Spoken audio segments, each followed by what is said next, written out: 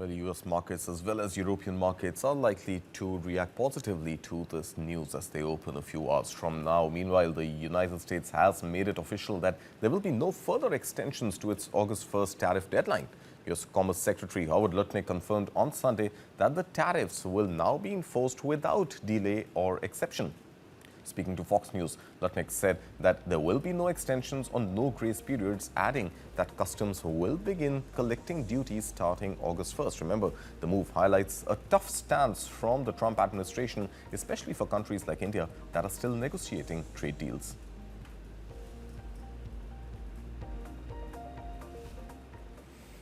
And India's largest IT services firm, Tata Consultancy Services, has announced plans to lay off as many as 12,261 employees. That's about 2% of its global workforce this year. Now, most of those impacted are from middle and senior management levels.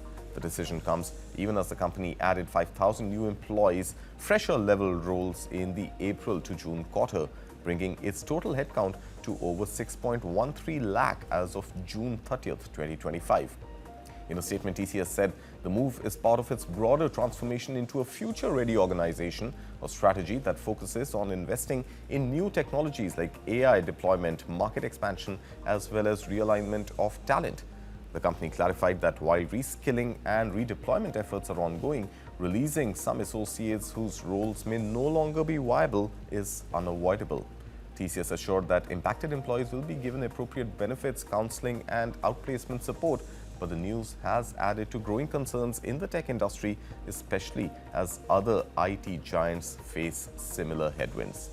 Prabir Jha, distinguished HR strategist and founder and CEO of Prabir Jha Associates, is joining me this morning. Good morning, Mr. Jha. Pleasure having you back with us on News9. Now, let's look at the news which is coming in not just from TCS but from across the IT pack, especially with the abysmal results that were displayed in Q1. Now, coming to the TCS statement, if being future ready is all about AI and automation, then why the need to fire employees instead of reskilling them as well as perhaps initiating some lateral hiring?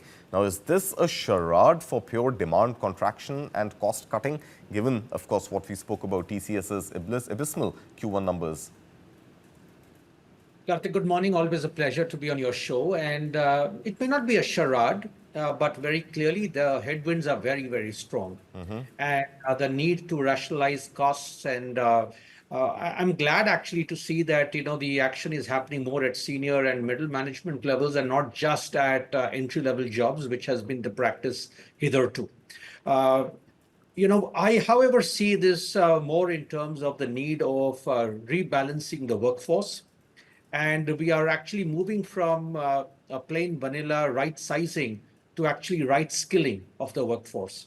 And in a very AI-led work design and the future of work agenda, it's not very easy for everyone, especially after you've spent 15 plus years. I don't know what this middle management is, but 15 odd years.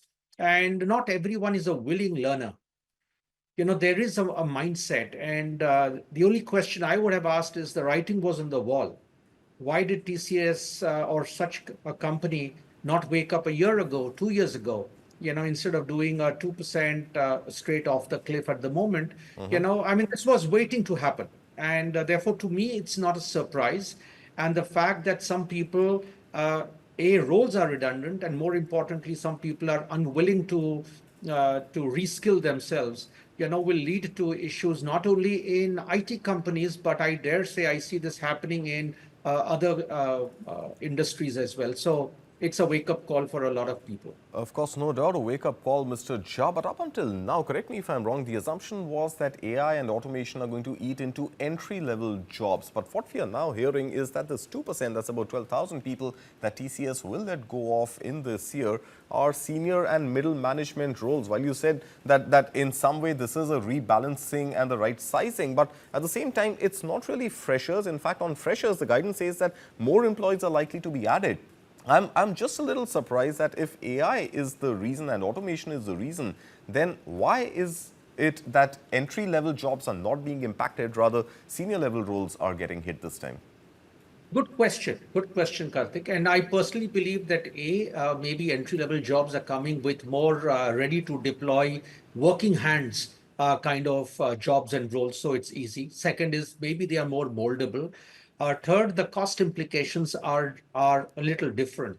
See what happens when you, and I'm not talking only about TCS, but philosophically, in a lot of companies, tenure has been the basis for promotions. I wrote an article recently where I called out the melee of lullaby promotion. So people have risen to levels of responsibility, titles, and designations, which is not really commensurate with the actual value add. Mhm. And I believe that a lot of organization design is going to get impacted. People are going to move from just span of controls to sphere of influence. So the question to ask is, do you need X number of people at middle management roles? Do you Mhm. actually need so many people at the so-called senior level jobs? And I think when you start looking at and evaluate jobs and value add, uh, there's a lot of fact that many companies over the years have actually acquired.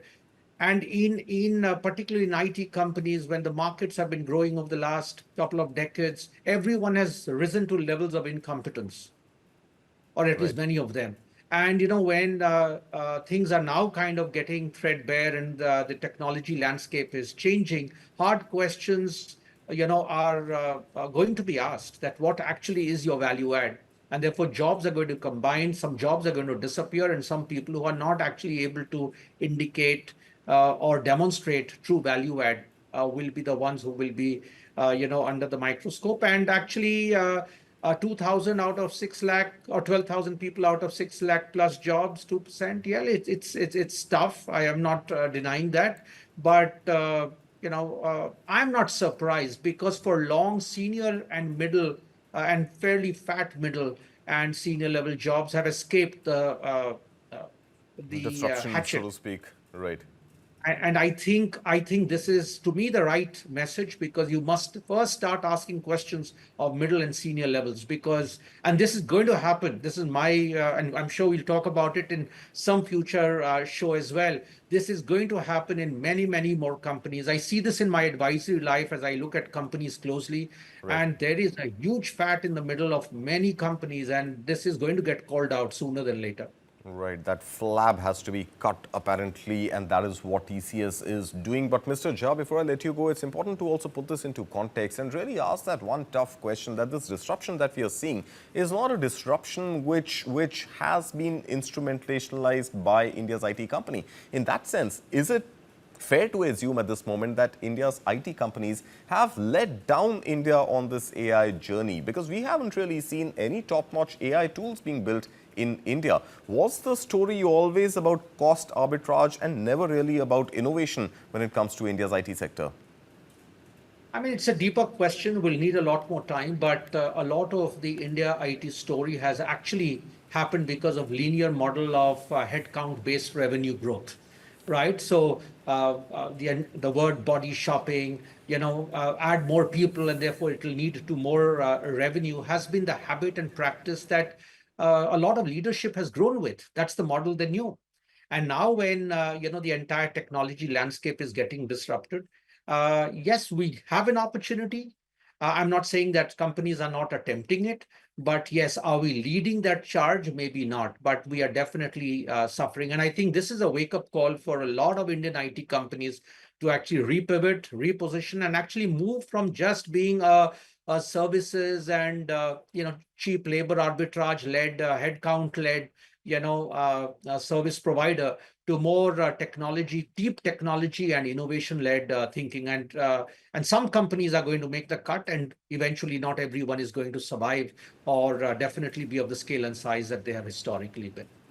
All right, so grim news there coming in for the IT sector, and not just the IT sector, as Mr. Prabir Jha was saying, even for other sectors, when such disruption is likely to come to the fore. Mr. Jha, always a pleasure having you here on News9. Thank you so much for your time.